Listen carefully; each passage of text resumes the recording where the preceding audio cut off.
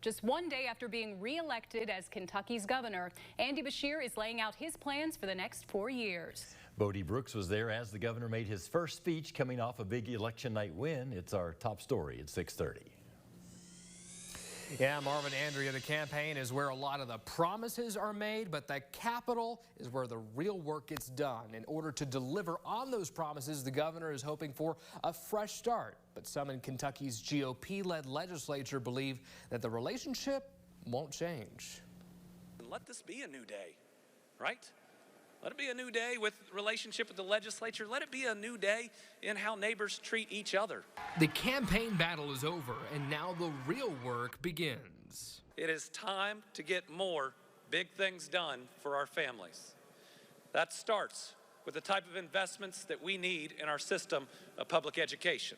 Governor Andy Beshear Wednesday challenging lawmakers to help turn promises into policies.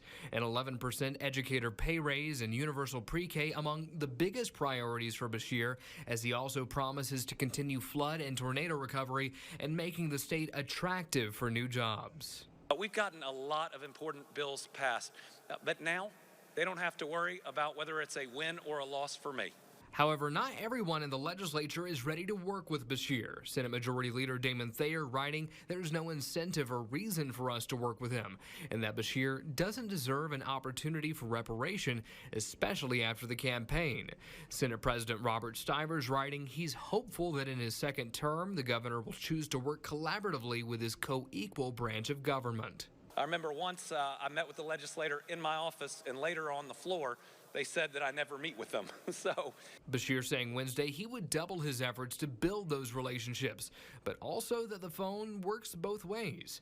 And if there were any doubts, to look at the accomplishments made in his first term.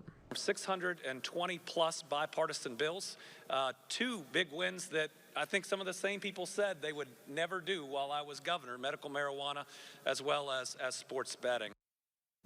And with the amount of national attention that this race received, Beshear was also pressed about his political future. He said to us that he has no plans right now and will be serving out his full term. Andrea?